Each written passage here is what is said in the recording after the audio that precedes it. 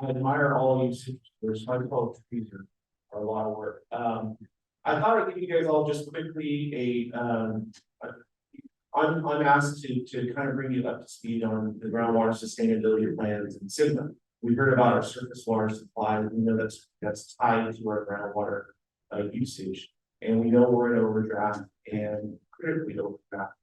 The Tulare Lake area in our Kaweah Subbasin, basically we were the poster child of the Sustainable Groundwater Management Act, which was passed in 2014.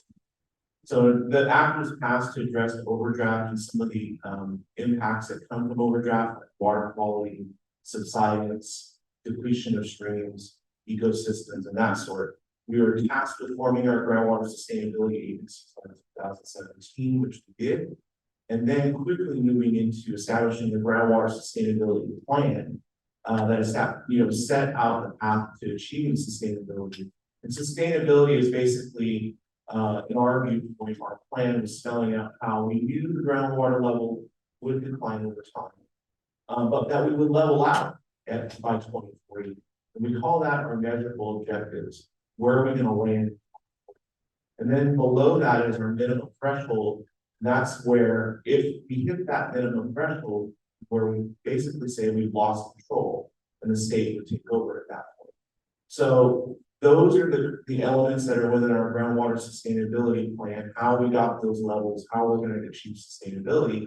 We put that plan forth to the state in 2020, and the state was given 2 years to review our plan. And they returned in 2022 with what they called an incomplete determination. They said, your 2020 groundwater sustainability plan was close, but not perfect. We did meet the requirements of the deadline, the completeness, the coordination, the coverage, but they had issues with 3 of the elements within that plan that we needed to fix. And we had 180 days, 2022, to fix those 3 elements. 180 days in our world, it's like split second. And so our teams tried their best to get those 3 elements fixed in our groundwater sustainability plans. But unfortunately, when we turned it in July of 2022, we received a letter in March of 2023 that indicated that we did not address their concerns, and therefore we were determined inadequate. So at that stage of the inadequacy, they spelled out the 2 main reasons why we were inadequate. Our GSP was being now moved over to the State Water Resources Control Board. On our chronic lowering of groundwater levels, we had to set those levels. The process under which we use, they did not quite understand. And so we've now got to go back and fix that again. We also needed to put forth a mitigation plan. If we're going to allow groundwater levels to drop, how are you going to mitigate for the wells that are going to dry during that time period? And we're going to talk about that a little bit later. And then the other element that we've now identified is probably more concerning than the actual declining in the groundwater levels subsides. So Jason outlined, historically our valley has seen subsidence. We're seeing in our area upwards of 1 foot a year in certain areas, depending on the pumping that goes on. But that subsidence collapses the soil structure, and then you can't inflate it back up. It's permanent. And for instance, on the Frank right now, we've lost, I think, 50 to 60% of the canal capacity, and that's why we're going through almost a $300 million project to fix that now. So those are the 2 elements that we're being tasked with fixing. And we now have technical teams working on that. We've established an approach, and we've established a schedule to do that. You've probably heard in the news in the last couple of weeks, we are now no longer dealing with Department of Water Resources. We're now in the State Water Resources Control Board now. They had a meeting about 2 or 3 weeks ago to establish a schedule, because the next stage for them is what they call probation. And that's what we've always talked about. If the state steps in, probation is what they'll put us under. That's what we want to avoid. That probation process for them, the hearing, the schedule for March of 2024, the staff is recommending that. It hasn't been approved. And we're talking with the state board and staff about, well, yes, we understand you want to go to probation, but really that probation is your last resort. In SGMA, there's nothing beyond probation. Once you go into that process, that's the end of the road.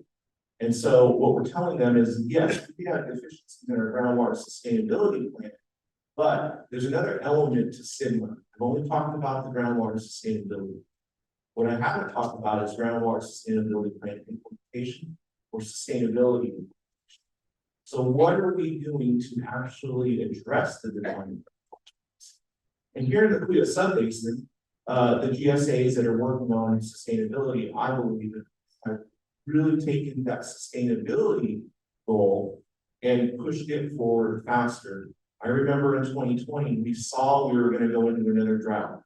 Talking with the board and the general managers, we said, our plan was for the first 5 years to just kind of data collect, fill data gaps, see what happens, and then start putting a lot of the projects and management actions into place in 2025. With a drought on us, we knew we could not wait until 2025. So we've accelerated most of our programs by 3 years to start getting to sustainability. And so what we're working on right now is fixing the groundwater sustainability plan, getting that back to the state board in order to avoid probation, and then continue with the implementation and goals of sustainability. What I'd like to do is on behalf of the Mid-Kaweah, explain some of the sustainability projects that we're working on. So some of the key projects we're working on are highlighted here. We have a large investment by one of the members of the Mid-Kaweah, the city of Visalia, invested in taking the wastewater treatment plant to a tertiary treated level. That water now flows to Tulare Irrigation District growers. In exchange, TIE sends recharge water upstream of the city of Visalia to recharge their well fields. We've now turned Hagman Creek that runs through Visalia into one big linear project. That project recharges about 100 acre-feet a day. And we've had that online since the beginning of this year. We've completed a large 150 acre recharge complex in the city of Tulare called the Swall Basin. TIE also just completed a 60 acre recharge basin called the Courtney's Basin. And we are just awarded a contract for an Oakville recharge basin just upstream of the community of Oakville. That is not only a water recharge, but a water quality. So we're trying to improve the water quality under the community. We are next moving on to turning Cameron Creek into a linear project. That's in design right now. We're seeking grant funds. And we're also working with the city of Tulare on a catering basin around their wastewater treatment plant so that we can trap the storm water closer to the city and recharge it. And also when we don't have storm water, we can put surface water. And then lastly, Jason talked about storage, Temperance Flat. Jason and I worked on Temperance Flat. And I recognize, and TIE's board recognizes the value of having surface water storage. When Temperance Flat was on the back burner for the time being, I won't ever admit that that project is not a viable project. It is a viable project. However, the cost and the construction of that project would not help our growers right now achieve sustainability. So we came home closer to home and we're working on a couple local surface water reservoirs. Our flagship project right now, which we think we can get up and running by 2027, if we can get the funding, is a seaborne reservoir project. And that's up there off the St. Johns River. And we can push and pull and paper trade CDP water in and out of that basin. It's about 5,000 to 8,000 acre foot basin. And we're working on phase 2, which is the Mid-Kaweah reservoir, which would be another 4,000. So in total, we hope to have about 12,000 acre feet of storage locally that we can push water in and out of. And then lastly, kind of a technology thing, we purchased a tow tech unit that our growers have access to. James and our team take it out and run it. If you want to do recharge in your fields, we can run that tow tech unit out in your field to see where the sand lenses are, where you want a groundwater recharge. And then lastly, those are projects, right? The ones I just talked about are physical infrastructure projects. Now, in order to have a successful infrastructure project, you have to have a surface water supply to put in that project. Jason alluded to the fact that we've seen a decline in surface water. So what we recognize is we might have to do what we call management actions, or what we call demand. And so in 2022, in a long discussion with our growers and parties, we looked at implementing an emergency ordinance, which was passed in April and implemented in May of 2022. That's a groundwater allocation and a cutback program. And I forgot my numbers, let me grab my numbers. I wanted to give you folks kind of an idea of what the numbers are.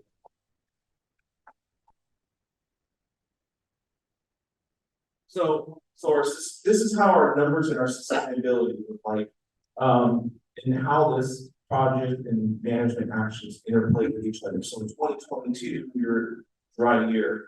In our allocation and our cutback, we reduced our evapotranspiration. That's how we're measured, not pumping. Everybody's on the ET system here in the Kaweah Subbasin. We reduced our ET by 13% in 2021 to 2022.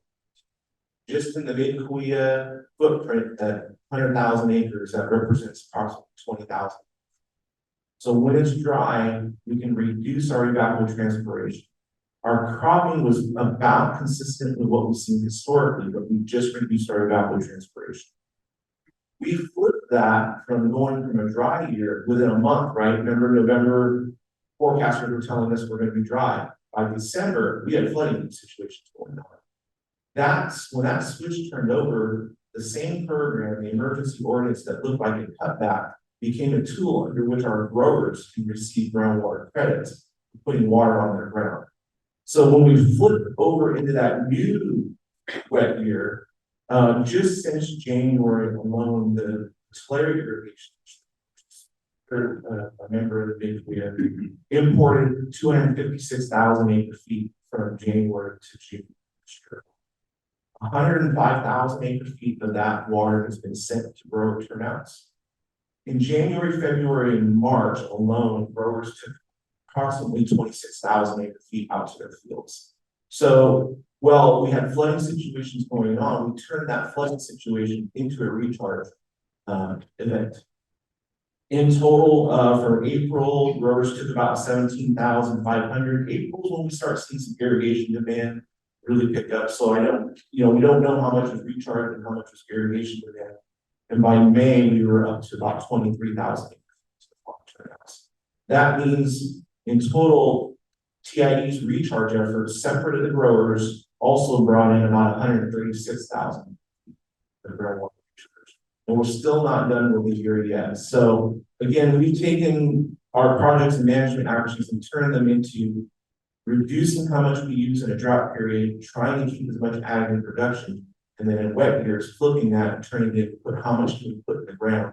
And then again, when we get to the dry years, we can meter that out so that you have a business plan to ride out the droughts. So with that, I'll turn it over now to Mike and Mark, and they'll go over their projects and management actions. Great to be with you. I'm going to approach this a little differently. There's this program that was on television, a reality television show in the mid-2000s. It was the cameras and all that in the office of a paper company trying to sell paper. And it's reality television. And it's a company called Dunder Mifflin. Dunder Mifflin, basically a spoof on reality companies, reality television. But there's an episode there called, where one of the main characters is called Michael Scott, and he has a skit where he does, he calls himself Prison Mike. I'm going to be Prison Mike today. Prison Mike tells it like it is. And I won't use his language. I'll be a lot more water oriented. And then I'll throw in the end of that. I'll do a little bit of another one. It's called Scott's Talks. But in reality, East Kaweah is a sort of a different entity in terms of the subbasin. We're on the edge, so we're a mix of a very small amount of alluvial space for groundwater, and then it goes to a larger amount to the west, to move to the west. What we struggle with on the east side is a lot of hard pan. So groundwater recharge is not our best approach to resolution of overdraft. The quickest method for the east side to solve overdraft is not to pump. In fact, this year, the districts will probably provide 90% or more of the water needed for farming in the East Kaweah districts. And we have some wide area as well, but some of that has surface supply. So a lot of surface supply will be used in these sites, so our groundwater pumping will be much less this year. And so we'll see some recovery, but we really won't see a lot of recovery, a lot of benefit. This is the President Mike approach here. We will see a lot of benefit from groundwater recharge efforts that we're doing on the east side. We're looking at projects up here on behind me, about $30 million of potential investments. Linmore Irrigation District itself has put about $10 million of projects in its area, groundwater basins. And that board knows that it's not a perfect effort, but we do see some benefit, and we'll see it'll take time for those waters to reach where our wells are drilling water for taking water from.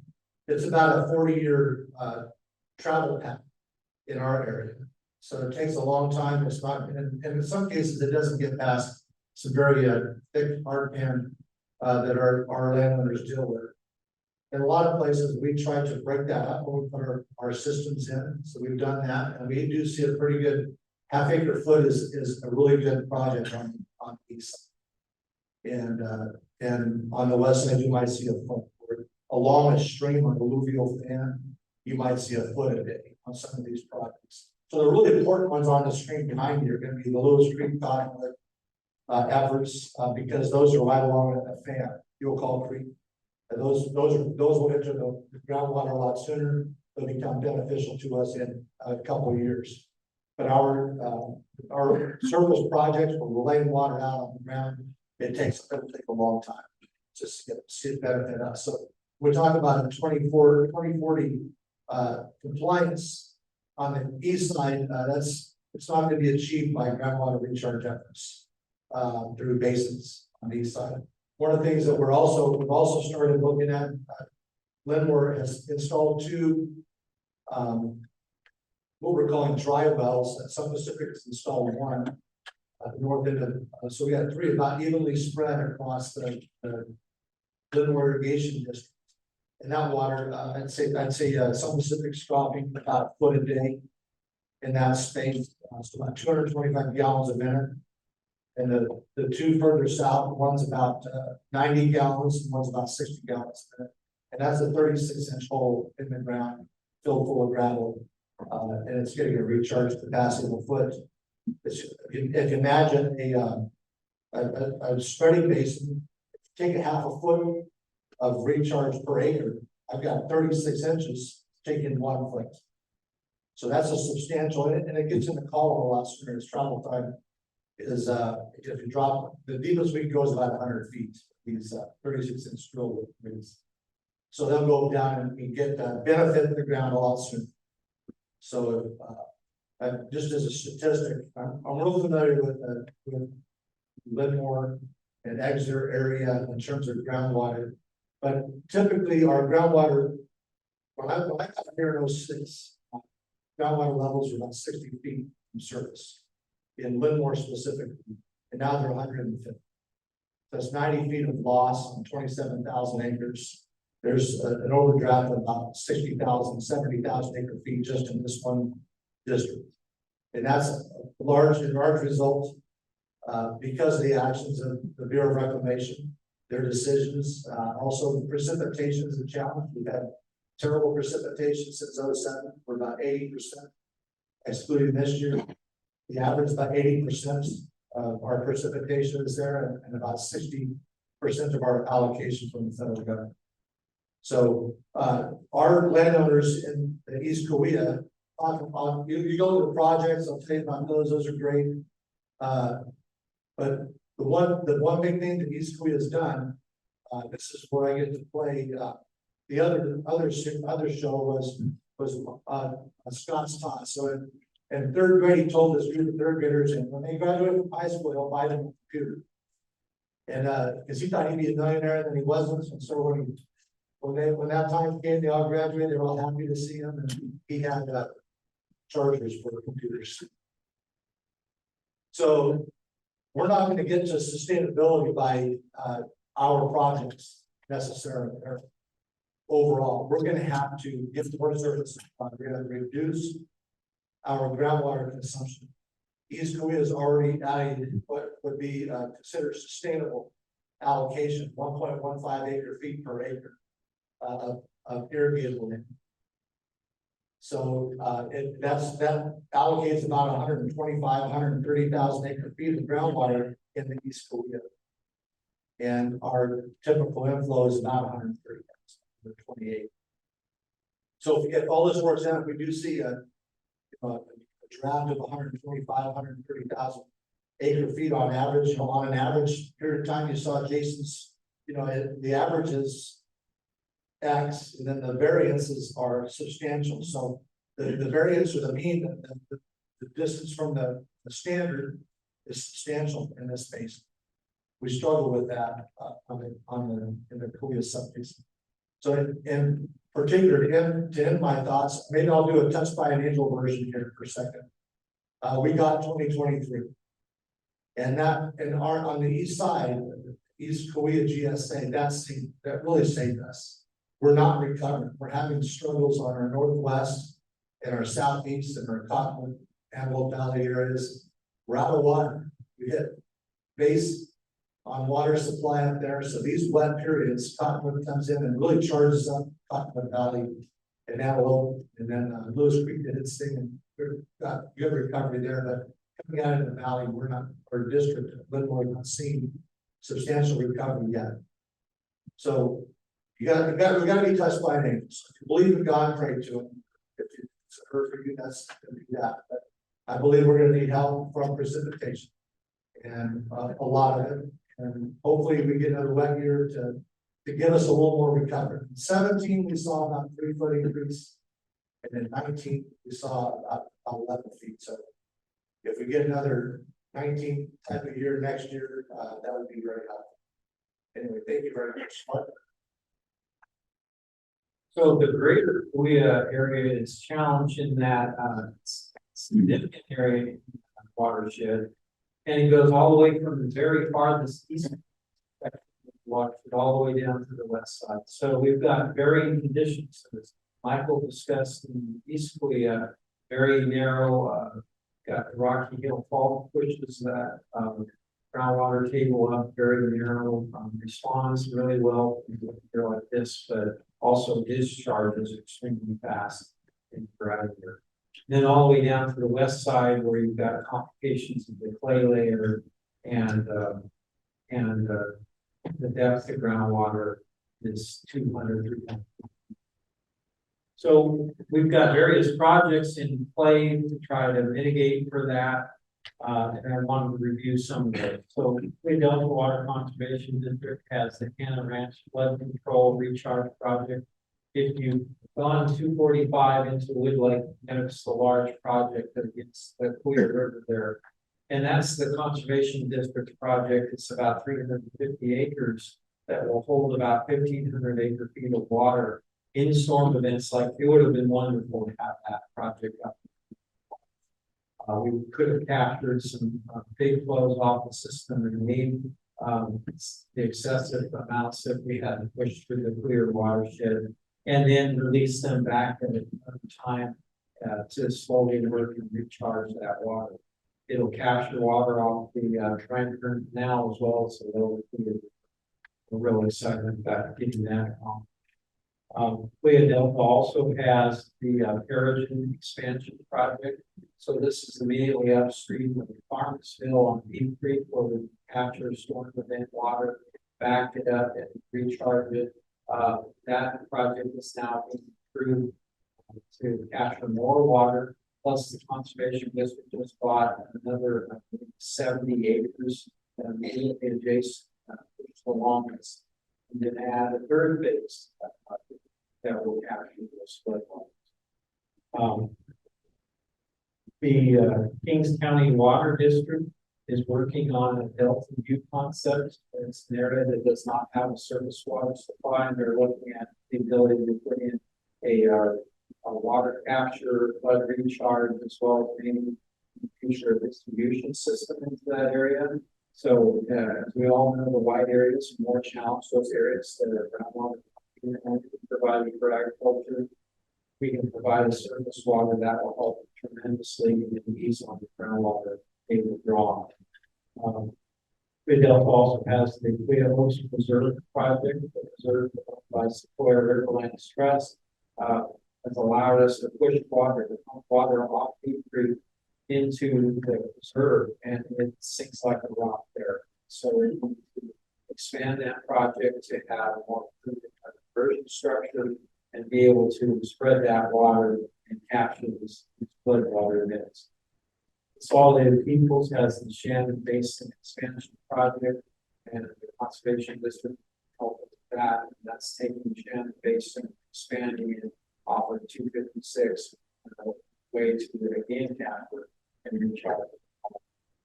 St. John's Water District is additionally about scale property is on the St. John's River. It's a natural backflow.